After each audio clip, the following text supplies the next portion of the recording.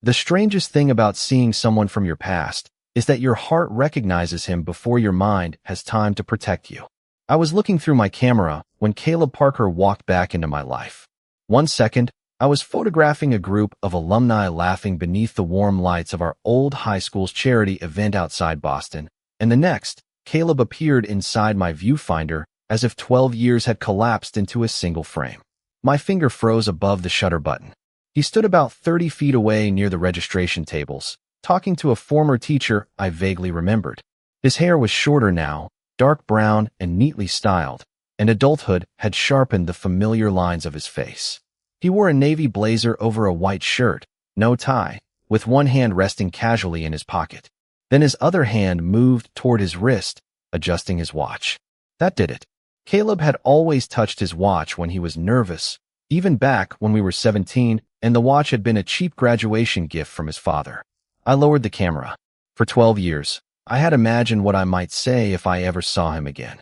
Most versions involved me being calm, successful, and completely unaffected. Apparently, my imagination had been wildly optimistic.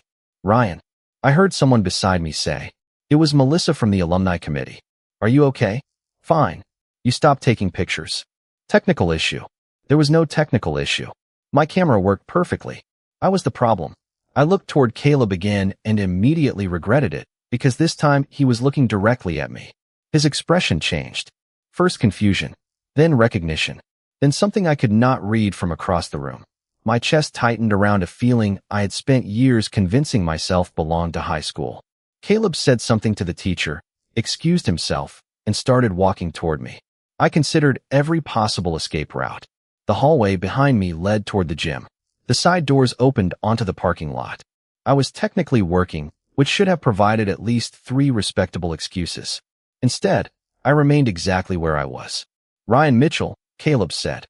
When he reached me, his voice was deeper than I remembered, but the way he said my name was painfully familiar. "Caleb," he smiled. "I cannot believe it is actually you." I could say the same thing. His eyes dropped briefly to my camera. "Still taking pictures. Now people pay me for it. You always said they would." That surprised me. "You remember that?" Caleb gave me a strange look. Of course I remember. I did not know what to do with that answer. The last version of Caleb I had carried with me was someone who discovered how I felt about him and quietly chose distance. Someone who moved away after graduation and never looked back. Yet the man standing in front of me seemed genuinely happy to see me. "How long are you in Massachusetts?" I asked. "Until Monday. I flew in from Denver yesterday." "Denver? I have been there about 7 years. Civil engineering." I nodded, realizing how little I knew about the life he had built. Caleb looked at me for another moment, his smile becoming quieter. "You look good, Ryan." "So do you." His fingers returned to his watch. Nervous again. Before I could understand why, someone called my name from across the room, reminding me that I was supposed to be working. I lifted the camera slightly. "I should, right?" "Of course." Caleb stepped back, but his expression suggested there was something unfinished between us. "Maybe we can talk later?" Every instinct I had developed after high school told me to keep the past where it belonged. Then I looked at the boy I had once loved standing inside the face of a man I no longer knew. "Maybe," I said. Caleb nodded and walked away. I raised my camera again, but before disappearing into the crowd, he turned and looked back at me. That was when the first crack appeared in the story I had believed for 12 years. Caleb did not look like someone who had once wanted me gone. For the next 40 minutes, I concentrated on photographing everyone except Caleb. It should have been easy. The alumni event filled the renovated school commons with former students, teachers, donors, and families, giving me hundreds of faces to focus on. Somehow, I still knew where Caleb was without looking. Directly at him. I noticed him laughing near the refreshment table. I noticed when he crossed the room to greet our former history teacher. I noticed when he disappeared into the hallway and returned carrying a cup of coffee. Then, while I was changing lenses near an empty table, that coffee appeared beside me. "Medium roast, 1 cream, no sugar," Caleb said. I looked at the cup, then at him. "You remembered my coffee order?" Unless 12 for a second, I thought I had misunderstood him. The noise of the alumni event seemed to recede behind us, while Caleb stood beside the open yearbook, waiting for an answer to a question that made no sense. "Answer what?" I asked. His forehead tightened. The letter. I stared at him. What letter? Caleb did not respond immediately. Whatever he had expected from this conversation, my confusion was clearly not part of it. Ryan, I sent you a letter before I moved. No, you did not. Yes, I did. I never received anything from you. His hand went to his watch again, but this time he seemed unaware of the habit. I gave it to Tyler. The name landed harder than it should have. Tyler Brooks had been part of our circle during senior year, close enough to know almost everything about us, and apparently close enough to know something I never had. Why would you give Tyler a letter for me? I asked. Caleb glanced toward the crowded comments. Can we talk somewhere quieter? Every instinct told me to finish my work and leave. Instead, I followed him into the hallway leading toward the old auditorium. The building had been renovated, but the hallway still smelled faintly familiar, like polished floors and old memories. Caleb stopped beside a row of framed class photographs. My dad accepted the job in Colorado during our final semester, he said. You knew that? I knew you were leaving Massachusetts. I also knew you had started avoiding me. I almost laughed. I was avoiding you. You stopped writing home with me. You barely answered my messages. The last week of school, every conversation felt like you were trying to escape. My version of those days was completely different. I remembered Caleb becoming distant. I remembered Tyler telling me Caleb had figured out how I felt. I remembered humiliation so sharp that staying near Caleb had seemed impossible. You were leaving? I said. I thought you wanted space. I thought you wanted space. We looked at each other, both hearing the problem. What was in the letter? I asked. Caleb's expression closed slightly. You really never saw it. I would remember receiving a letter from you. Tyler told me he gave it to you. He did not. Caleb looked down the hallway as if 12 years of certainty had suddenly moved beneath his feet. He told me you read it. A cold uneasiness settled in my stomach. When? The day before graduation. What exactly did he say? Caleb hesitated. That you did not want to talk about it. I stared at him. That same afternoon, Tyler had found me behind the gym and told me something very different. He had said Caleb knew about my feelings. He had said Caleb felt uncomfortable and did not know how to reject me without destroying our friendship. At 17, I had believed him because the alternative required asking Caleb directly, and I had been too frightened to risk hearing the answer from Caleb himself. Ryan, Caleb said. I realized I had gone silent. What did Tyler tell you? I asked. That you wanted me to leave you alone. My throat tightened. That is not what he told me. Caleb's eyes narrowed with confusion. What did he tell you? I could not say it yet. Not here, with people laughing 20 feet away and 12 years suddenly rearranging themselves inside my head. I need a minute. Caleb did not push. That somehow made it worse. I turned toward one of the framed photographs on the wall, pretending to study faces I barely recognized. Whatever you think happened back then, Caleb said quietly. I did not write that letter because I wanted you out of my life. I looked at him. Then why did you write it? Caleb held my gaze, and for the first time all evening, he looked genuinely afraid of his own answer. Because there was something I could not make myself say to your face. The answer Caleb was afraid to give pulled me straight back to the spring when we were 17, when everything between us had still felt simple enough to survive anything. Back then, Caleb and I spent most afternoons together after school. Sometimes we stayed in the library pretending to study while arguing about movies. Sometimes we drove nowhere in particular, burning gas we could barely afford while talking about college, jobs, and the cities we wanted to see someday. I usually carried my old Canon camera, and Caleb complained whenever I pointed it at him, although he never actually moved out of frame. I had dozens of photographs of him from that year. Caleb leaning against his car beneath a gray Massachusetts sky. Caleb laughing outside a diner with a milkshake in his hand. Caleb sitting on the bleachers after everyone else had gone home. I told myself I photographed him because he was my best friend. Eventually, even I stopped believing that excuse. The truth frightened me because I had no idea whether Caleb could ever feel the same way. There were moments when I thought he might. One Friday evening in April, we sat in his car outside my house for almost an hour after he drove me home. Neither of us seemed willing to leave. Caleb kept adjusting the cheap watch his father had given him. Do you ever think about what happens after graduation? He asked. Constantly. I mean with people. I looked at him. What people? People you care about. He stared through the windshield. Everybody acts like graduation is this great beginning, but nobody talks about how much ends.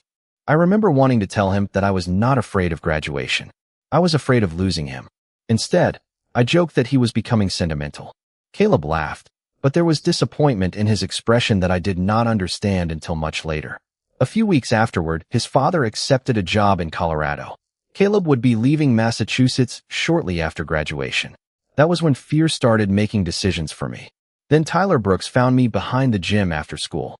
Tyler had known us for years. He knew I trusted him.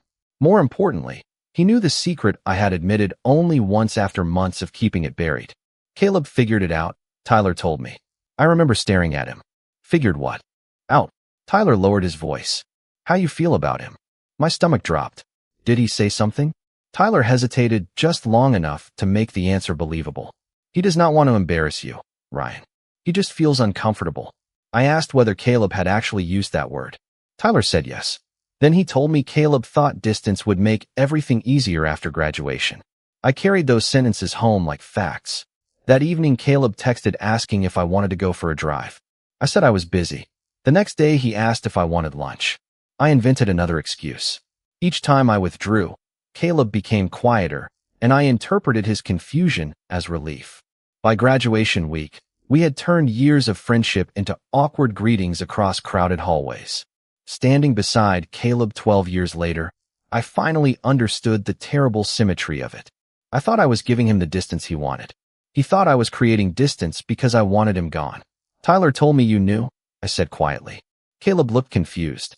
Knew what? There was no graceful way around it anymore. I had spent 12 years protecting myself from an answer I believed I already had. That I had feelings for you. Caleb went completely still. He told me you were uncomfortable. I continued. He said you wanted space, so I gave it to you. Caleb stared at me as disbelief slowly replaced confusion. His fingers moved toward his watch, then stopped halfway. Ryan, I never told Tyler that. My heart began beating harder. Then what did you tell him? Caleb looked toward the crowded commons and back at me. Nothing like that. He paused. But apparently he knew more about both of us than either of us realized. Caleb asked if we could step outside, and I agreed because suddenly the hallway felt too small for 12 years of misunderstanding. We walked through a side entrance into the cool evening air, where strings of lights stretched above the courtyard and the noise from the alumni event faded behind the closed doors. For several seconds, neither of us spoke. Caleb stood beside a brick planter, looking toward the parking lot as though he needed something ordinary to focus on. I need to tell you what those last weeks looked like from my side, he finally said. I folded my arms, partly against the cold and partly because I needed something to hold together. Caleb took a slow breath. When my father accepted that job in Colorado, I was terrified. That surprised me. Caleb had always acted excited about leaving. You kept talking about mountains and starting over. Because pretending I was excited was easier than admitting I hated the idea of leaving. He gave a small, embarrassed smile. Especially leaving you. I said nothing. Caleb continued. That night outside your house, when I asked what happened to people after graduation, I was trying to get somewhere with you. I remembered the disappointment on his face after I made a joke. I thought you were talking about everyone. I was talking about us. The words settled between us. Caleb looked down at his watch.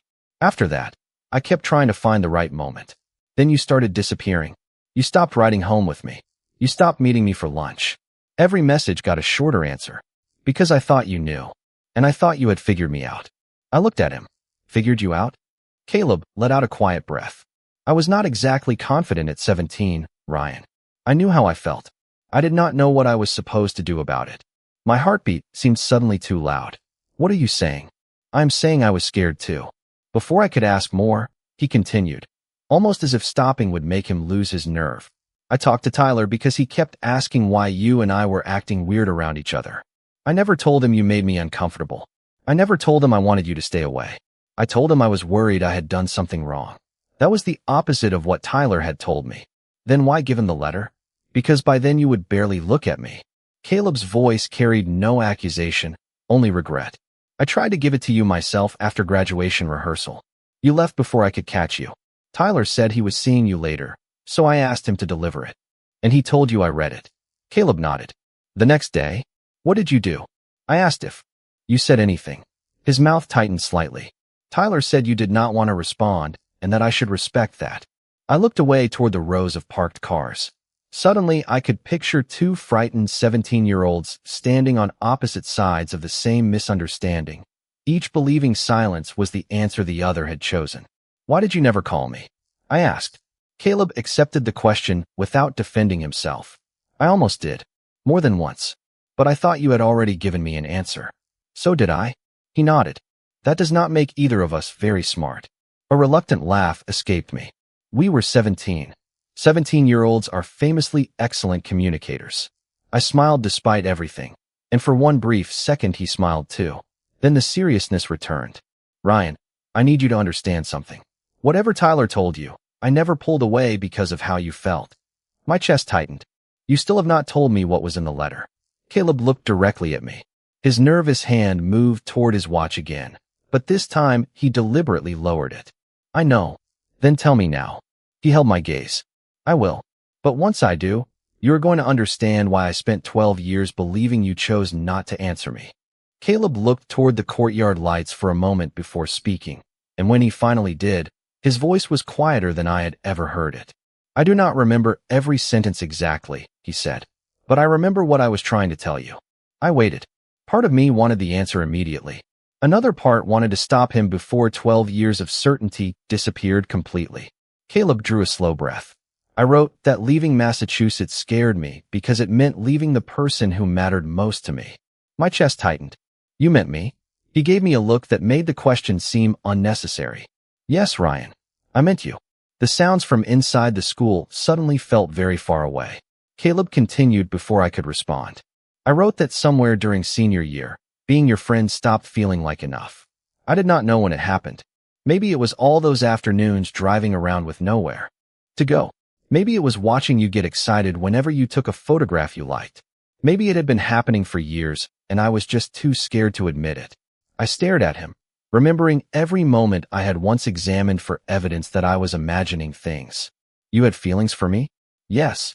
The answer came without hesitation now. "I did." I looked away because hearing those words at 29 was somehow more painful than never hearing them at 17. "Why did you not just tell me?" "Why did you not tell me?" Caleb asked gently.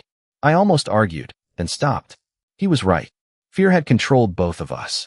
"The letter was supposed to be my way of finally being honest," he said. "I told you I did not expect some huge promise. We were 17. I was moving across the country. I just wanted you to know the truth before I left." "What else did you write?" Caleb smiled faintly. "I asked whether you felt anything too. And if you did, whether we could figure out what that meant instead of pretending there was nothing between us." I closed my eyes for a second. Somewhere in another version of my life, 17-year-old me had received that letter. Maybe I had called Caleb that night. Maybe we had talked until morning. Maybe distance would have defeated us anyway. There was no way to know. What hurt was realizing we had never been given the chance to find out. "Tyler told me you read it," Caleb said. "He said you were overwhelmed and did not want to respond. I believed him because you had already been avoiding me. And Tyler told me you were uncomfortable because I liked you." Caleb shook his head. "I never said that." "So he lied to both of us." "That is what it sounds like." I felt anger rising, but underneath it was something heavier. "Why would he do that?" Caleb hesitated. "I have a theory, but I do not know if it is fair to call it the truth without asking him." That answer sounded painfully adult compared with the assumptions that had ruined everything when we were teenagers. "What theory?" I asked. Caleb leaned back against the brick planter.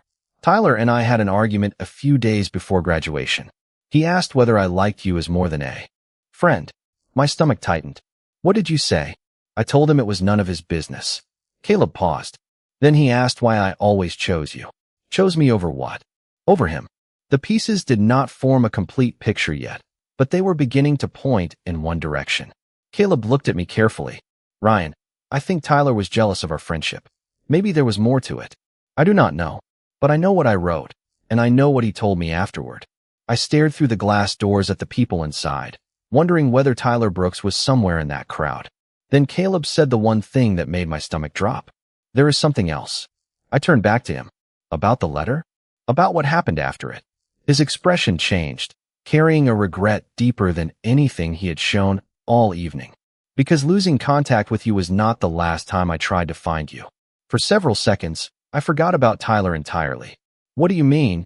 You tried to find me, I asked. Caleb looked uncomfortable, as if he had revealed something earlier than he intended. Not right away. After I moved to Colorado, I kept thinking you had made your choice. I started college, changed phone numbers, got busy, and told myself leaving things alone was the respectful thing to do. That sounds familiar. I know. He gave me a tired smile. We were apparently very committed to respecting decisions neither of us actually made. I almost laughed, but there was too much sitting between us. Caleb continued. A few years passed. I dated. I finished school. I started working. Life moved forward, but every once in a while something reminded me of you. Like what? Old songs. Terrible diner coffee. Anyone carrying a camera like it was part of their body. I looked down at the camera hanging against my chest. That sounds inconvenient. It was extremely inconvenient. His smile lasted only a second. Eventually, I searched for you online. Your photography business was easy to find. That surprised me. You saw my work? A lot of it. You never contacted me. Because I still believed you had rejected me. The frustration I had been holding finally surfaced. Caleb, you could have asked. I know. He did not argue. And you could have called me after Tyler told you I was uncomfortable. The word stopped me. I know, I admitted. Caleb nodded. There was no victory in his expression. That is the part one do not want us to hide behind. Tyler may have lied, but we gave his lies 12 years of power because neither of us checked with the other person. I hated how reasonable that sounded. It would have been easier if Tyler could carry every ounce of blame. Instead, I remembered all the chances I had ignored because rejection felt safer when it remained an assumption. Do you know why he did it? I asked. Not for certain.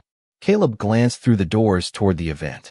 After that argument before graduation, I suspected he was jealous.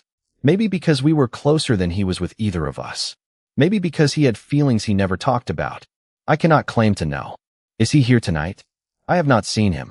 I pulled out my phone and opened the alumni event page. Tyler's name was not on the attendee list. For some reason, that made the whole situation feel even stranger. So we cannot exactly walk over and ask him. No. Caleb paused. And I am not sure tonight should become about Tyler anyway. I looked at him. He changed 12 years of our lives. He affected them, Caleb said. But we lived them. That distinction stayed with me. Inside, someone announced the beginning of the scholarship presentation, and I remembered I still had a job to finish. Caleb noticed immediately. You should go. We are not done talking. I know. You leave Monday? Monday afternoon. I hesitated. Coffee tomorrow morning? Caleb's expression softened with unmistakable surprise. Are you sure? No. But I think being unsure is what caused enough trouble already. He laughed quietly. Coffee sounds good. 9. We exchanged phone numbers directly, standing beneath the courtyard lights like two men determined not to trust another messenger ever again. Caleb sent a simple test message. My phone vibrated instantly. I looked at the screen, then at him. Receive. Good. His smile was small but genuine. I started toward the doors before stopping. Caleb. Yeah. Whatever happens after tonight, I want to know who you are now. Not just who you were at 17. Something changed in his face, gentle and almost relieved. I want that too. As I returned to work, I realized the truth had not restored anything. It had done something more difficult. It had taken away the story I had used to explain my past, leaving Caleb and me with the uncomfortable responsibility of deciding what came next. I barely slept that night. Every time I closed my eyes, another memory returned with a different meaning. Caleb waiting beside his car after school. Caleb asking whether people stayed close after graduation. Caleb texting me while I deliberately kept my replies short. For 12 years, I had remembered those moments as evidence that he was preparing to leave me behind. Now they looked like something else entirely, and that made me angry in ways I had not expected. By 8:45 the next morning, I was walking toward a small coffee shop near the center of town, 15 minutes early because apparently emotional confusion had turned me into my father. Caleb was already there. He sat near the window with 2 coffees on the table. You are early, I said. So are you. That is not the point. He smiled. Still 1 cream, no sugar. I sat across from him. You are becoming dangerously confident about my coffee. I am trying to rebuild trust through beverages. I laughed, and the normality of it almost irritated me. Caleb, I am angry. His smile disappeared. I know. Not only at Tyler. I know that too. I wrapped both hands around the coffee cup. We lost 12 years because someone lied to us, but you were right last night. We also never checked. I could have called you. You could have called me. Caleb nodded. I thought about it hundreds of times. That somehow makes it worse. It does. There was no excuse in his voice, and I appreciated that even though I was not ready to forgive the situation. I keep thinking about what might have happened if I had received that letter. So do I. Maybe we would have dated. Maybe long distance would have lasted 3 months. Maybe we would have hated each other by college. Caleb smiled faintly. You always were optimistic. I am serious. So am I. He leaned forward slightly. Ryan, I do not want to turn 17-year-old us into some perfect love story that was stolen from us. We have no idea what would have happened. That was exactly what I needed him to say. Then what are we doing here? I asked. Caleb considered the question. Having coffee. Very insightful. I am an engineer. We prefer manageable problems. I laughed again. Then his expression softened. I am here because I want to know you now. You are not the same person who sat in my car 12 years ago, and I am definitely not the same person who wrote that letter. Good. Your handwriting was terrible. Caleb stared at me. You never saw the letter. I am making an educated assumption. We should probably retire assumptions. That word hung between us. I looked through the window at people crossing the street, carrying grocery bags and coffee cups, living perfectly ordinary Sunday mornings. I do not want the truth about the past to become a reason we rush into something in the present, I said. Neither do I. And you live in Denver? Yes. I live in Boston. Also yes. That is almost 2,000 miles. I am aware. Engineer? Maps. I shook my head, smiling despite myself. Caleb lifted his cup. What if today is not about deciding anything, he asked. What if we just spend some time together and see whether we actually like the adults we became? I studied him for a moment. This was not the boy from my photographs asking me to recover something we had lost. This was a man giving both of us room to discover something new. All right, I said, but I choose where we go. Why? Because you chose the coffee. That seems fair. We left the shop 20 minutes later with no promises, no labels, and no plan beyond the rest of the day. For the first time since seeing Caleb through my camera, I stopped wondering what should have happened 12 years ago. I started wondering what might happen next. We spent the next few hours walking through places that belonged to my present rather than our past. I took Caleb to a small bookstore I visited whenever photography work became too quiet. Then to a neighborhood market where I bought coffee beans and complained about prices like a man who had officially entered adulthood. Caleb listened as I told him about leaving Massachusetts for college, returning to Boston after graduation, and eventually turning freelance photography into a career that actually paid my rent. In return, he told me about studying civil engineering in Colorado, his first miserable apartment with unreliable heat, and the job offer that eventually brought him to Denver. The strange part was how quickly the conversation stopped feeling like a reunion. We were not constantly asking, "Do you remember?" We were asking, "What happened next?" At lunch, Caleb told me about designing transportation infrastructure and the satisfaction he felt when something he helped plan became part of people's ordinary lives. I told him about photographing families, small businesses, weddings, and occasionally corporate events where everyone pretended to enjoy networking. You shoot weddings? He asked. Sometimes. That seems dangerous for someone who analyzes everything. I do not analyze everything. Caleb raised an eyebrow. You once spent 20 minutes deciding whether a diner had intentionally chosen ugly salt shakers. They were aggressively ugly. His laugh was exactly the same. That realization should have pulled me backward, but instead I noticed everything that was different. Caleb was more patient now. He listened without waiting for his turn to speak. When he disagreed, he did not hide behind jokes the way he had as a teenager. I wondered what he noticed about me. Late that afternoon, we walked along the Charles River with cold wind coming off the water. I carried my camera, but had barely used it all day. That might be a record, Caleb said. What? 4 hours with a camera and almost no pictures. Maybe nothing inspired me. Cruel. I smiled. You assumed I meant you. We retired assumptions this morning. I forgot. We walked another 100 feet before Caleb became quiet. I recognized the change immediately. His fingers moved toward his watch. There it is, I said. What? The watch. He looked down and stopped himself. Right. What are you nervous about? Caleb stared across the river. Something I almost told you last night. The ease of the afternoon disappeared. You said losing contact was not the last time you tried to find me. He nodded. It was about 6 years ago. I waited. I had a conference in Boston, he said. By then I had found your photography website. Your studio address was listed there. I turned toward him. You came to my studio? Almost. Caleb's expression tightened. I walked there after the conference. I stood across the street for maybe 10 minutes trying to decide whether showing up after 6 years would be completely inappropriate. And then I saw you. My heartbeat shifted. You saw me? You came out of a restaurant nearby with a man. I searched my memory, but 6 years was too much territory. What man? I did not know. Caleb gave a small, embarrassed shrug. You were laughing. He put an arm around your shoulder. You looked happy. Understanding arrived before the details did. So you left. I thought you had moved on. I thought appearing out of nowhere would only complicate your life. I stared at him in disbelief. You did it again. I know. You saw something, decided what it meant, and never asked. I know. Caleb looked genuinely ashamed. That is why I needed to tell you. I started to respond, then stopped as a memory surfaced. 6 years ago, a restaurant near my old studio. A man with his arm around my shoulder. Suddenly I knew exactly who Caleb had seen, and the absurdity of it almost made me laugh. Caleb, I said, I think I know who that man was. He looked at me cautiously. Who? I pulled out my phone. Give me a minute. I might actually have a photograph from that night. For the second time in 24 hours, Caleb's version of our history was about to collide with mine. I scrolled through 6 years of photographs while Caleb stood beside me on the river walk, looking increasingly nervous with every second.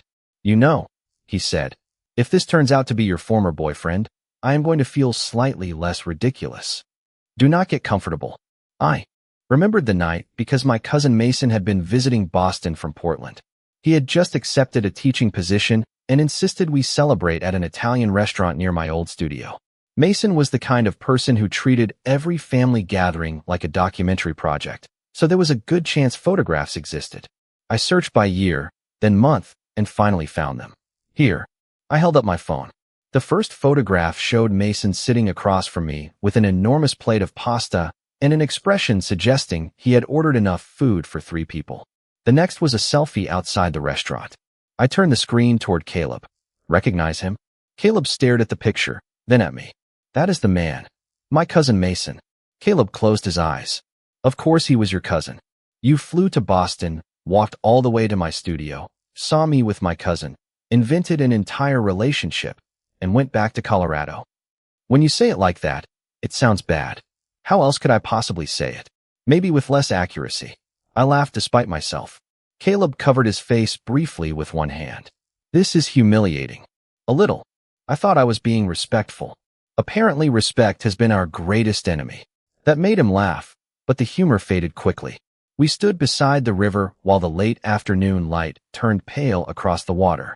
I looked again at the photograph. It was strange knowing Caleb had been somewhere beyond that frame. If I had turned my head at the right moment, maybe I would have seen him across the street. You were that close, I said. Yeah. Why did you come looking for me if you thought I rejected you? Caleb took a moment before answering. Because 6 years felt like enough time to stop being afraid of an answer I already thought I knew.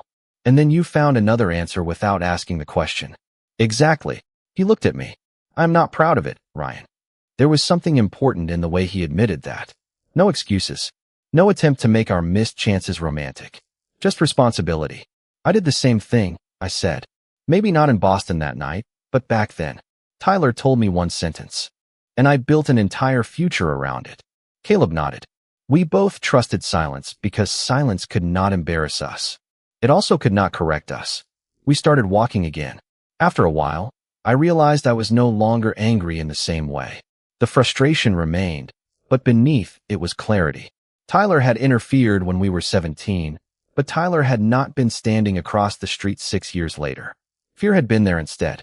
I want to make a rule, I said. A rule. If we keep talking after you go back to Denver, neither of us gets to decide what the other person means without asking. Caleb considered it seriously. That seems reasonable. If I do not answer a message for 3 hours, you do not get to assume I have joined a monastery. What if you have? Then I will communicate that clearly. He smiled. Agreed. I stopped walking and held out my hand. Caleb looked at it. Are we shaking on emotional communication? You are an engineer. I thought you would appreciate formal procedure. He took my hand, smiling. Deal. The gesture lasted only a moment, but something about it felt more meaningful than any dramatic promise could have. My phone was still in my other hand, the photograph of Mason and me glowing on the screen. For years, Caleb and I had both treated incomplete pictures as complete stories. Standing beside him now, I finally understood that if there was going to be anything between us, it could not be built on what we thought we saw. It had to be built on what we were willing to ask. The rest of Sunday felt different after our agreement, not because everything suddenly became simple, but because neither of us was pretending simplicity was possible. We walked back toward downtown and stopped for an early dinner at a small neighborhood restaurant. Caleb told me about Denver winters, projects that kept him awake at night, and the apartment he had spent years slowly turning into something that finally felt like home.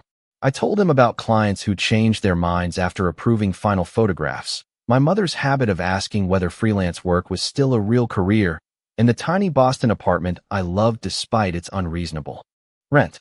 These were ordinary details, but that was exactly why they mattered. At 17, I had loved an unfinished version of Caleb. Now I was meeting the man those 12 missing years had created. After dinner, we walked toward the parking garage where Caleb had left his rental car. What time is your flight tomorrow? I asked. 3:20 in the afternoon. So this is probably goodbye. Caleb glanced at me. For tonight. The distinction made my chest tighten. Right. For tonight. We stopped beneath a streetlight near the garage entrance. Neither of us seemed ready to move. Can I ask something without violating our new rule? Caleb said. That depends on whether you filled out the appropriate paperwork. He smiled.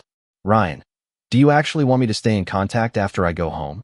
The question was so direct that 17-year-old me would have found an emergency exit. At 29, I understood why he was asking.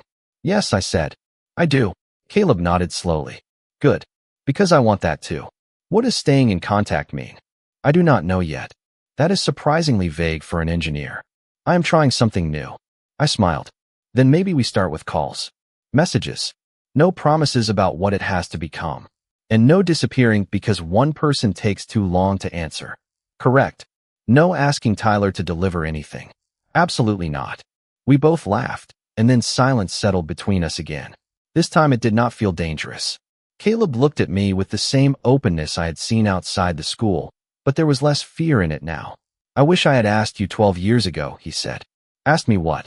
Whether what Tyler said was true. I looked down at my camera bag. I wish I had asked you too. We cannot change that. No, but I would rather not waste another 12 years being afraid of questions. I looked back at him. Then ask one.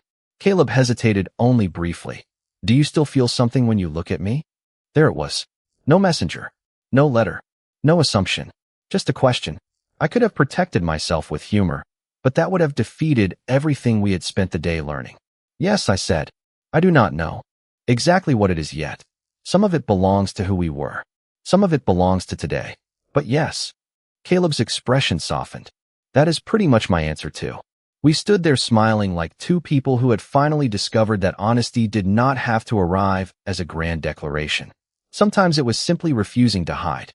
Good night, Caleb. Good night, Ryan. He started toward the garage, then turned around. I am going to text you when I get back to the hotel. I will answer. And if you do not, you will assume I am busy and ask tomorrow. Caleb smiled. Look at us learning. I watched him disappear into the garage before walking toward my car. 10 minutes later, my phone vibrated. Caleb had already sent a message. It said he was glad he came to the alumni event. I stared at the screen, smiled, and typed the answer immediately instead of waiting for the perfect words. I told him I was glad too. Monday morning arrived with the uncomfortable speed of a deadline neither of us had requested. Caleb texted me before 8 to say he was packing, and I answered while editing photographs from the alumni event at my apartment. For once, neither of us tried to disguise what the day meant. He was returning to Denver. I was staying in Boston.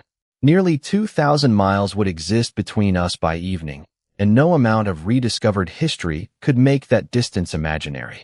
Around 11, Caleb asked whether I had time for lunch before he drove to the airport. I met him at a casual cafe near his hotel. His suitcase was already in the rental car, which made everything feel more temporary. You look tired, he said when I sat down. I spent half the night editing. Photographs or your entire understanding of high school? Both. The photographs were easier.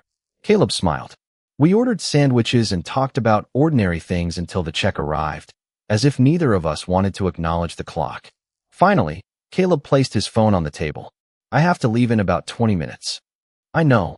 And I do not want to make some dramatic airport promise we cannot realistically keep.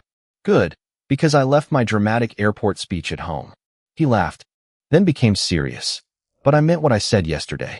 I want to keep talking. So do I. Caleb studied my face. Even when this becomes inconvenient. Especially then. Even when one of us gets busy, we ask instead of assuming. Even if one of us eventually realizes this is only nostalgia, that question hurt more than I expected, but it was fair. Then we say it. Caleb nodded. And if it becomes more than nostalgia? I held his gaze. Then we say that too. Something relaxed in his expression. After lunch, I followed him outside. The late morning air was cool, and traffic moved steadily along the street. Caleb unlocked his rental car, but did not open the door. Ryan, there is one thing I want to do before I leave. What? He took out his phone. Send me a message. I stared at him. You already have my number. I know. Humor me. I pulled out my phone and typed 4 words. Are you getting this? His phone vibrated immediately. Caleb looked at the screen and smiled. Then he typed something. My phone vibrated. Yes, I am here. I looked up at him. That might be the least romantic exchange in human history. I disagree. You are emotionally attached to delivery confirmations. After our history, I think I have earned that. I laughed, but my eyes suddenly felt warmer than I wanted them to. Caleb stepped closer, not touching me, simply standing within the space that had once been filled by fear and unanswered questions. No more almost, he said quietly. No more letting somebody else tell us what the other person means. Agreed. No disappearing. Agreed. He held out his hand, repeating the gesture from the river walk. I took it, but instead of immediately letting go, we stayed there for a moment. There was nothing dramatic about it. No promise that distance would be easy. No claim that 12 lost years could somehow be recovered. Just 2 adults choosing to communicate before fear had another chance to speak for them. Caleb finally released my hand and opened the car door. I will text you when I get through security. I will answer. I know. He drove away a minute later. I watched until the car disappeared into traffic, then looked at my phone. Our conversation contained only a handful of messages, but unlike the letter that never reached me, these words had arrived exactly where they were supposed to. 3 hours later, Caleb sent a message from the airport. Boarding soon. I answered before he could wonder. Safe flight. Call me when you land. His reply appeared almost immediately. I will. This time I believed him. 3 months after Caleb flew back to Denver, I found myself standing outside the same Boston coffee shop where we had met the morning after the alumni event, except this time I was waiting for him. Long distance had not been romantic in the effortless way movies like to pretend. There had been missed calls, exhausting workdays, time zone mistakes, and one memorable Tuesday when I interpreted Caleb's unusually short messages as frustration until I remembered our rule and simply asked. He had been sitting through a 6-hour project review and had exactly 4% battery left on his phone. We laughed about it later because 6 months earlier, I might have built an entire disaster from 3 short messages. Caleb had done the same for me. When I disappeared into a weekend photography assignment and forgot to answer for most of an afternoon, he did not decide I was losing interest. He asked if I was buried in work. I sent him a photograph of 17 memory cards scattered across my desk and told him to send help. Somewhere between video calls, morning messages, shared photographs, and 2 weekend visits, the question of whether we liked the adults we had become stopped being difficult. We did. More than that. We were learning how to choose each other without asking the past to make the choice for us. Caleb's flight had landed that morning, and when I saw him approaching from across the street with a travel bag over one shoulder, I felt something completely different from the shock of seeing him through my camera 3 months earlier. This time I had expected him. This time he had told me exactly when he was coming. This time neither of us was guessing. You are staring, Caleb said when he reached me. Professional habit. You do not have your camera. Personal habit, then. He smiled and adjusted his watch. Still nervous? I asked. A little. Why? Caleb looked almost embarrassed. Because I came here to ask you something. We have established that asking is generally safer than assuming. That is what I hear. We went inside, ordered our usual coffees, and took the table near the window. Caleb waited until we sat down before continuing. I have spent 3 months trying not to treat this like we are recovering something we lost at 17. I nodded. So have I. I do not want those 12 years back. That surprised me. Caleb saw it immediately. I wish we had not lost each other, he explained. But those years made you who you are. They made me who I am. I do not want some imaginary version of our lives instead of the ones we actually lived. I looked down at my coffee. That might be the most emotionally responsible thing you have ever said. Please remember it. I may never manage another one. I laughed. Then Caleb became serious. What I want is this. You and me now. Whatever we can realistically build between Boston and Denver until we figure out what comes after that. There was no dramatic speech waiting inside me. I did not need one. That is what I want too. His shoulders relaxed. So we are actually doing this. We have been doing it for 3 months. I wanted verbal confirmation. Engineer. Photographer. I reached across the table and took his hand. 12 years earlier, we had allowed a missing letter, someone else's words, and our own fear to decide what we meant to each other. 6 years later, Caleb had seen one incomplete picture and made the same mistake again. Now there was nothing between us except the truth we were finally willing to say aloud. Caleb had been my first real crush, my closest friend, and the person I once believed had rejected me. But the man sitting across from me was no longer a memory I needed to recover. He was someone I was learning in the present, one honest conversation at a time. What are you thinking? Caleb asked. I smiled because that question, more than anything, proved how far we had come. I was thinking I am glad you asked. His fingers tightened gently around mine. So am I. And for once, neither of us needed anyone else to explain what that meant.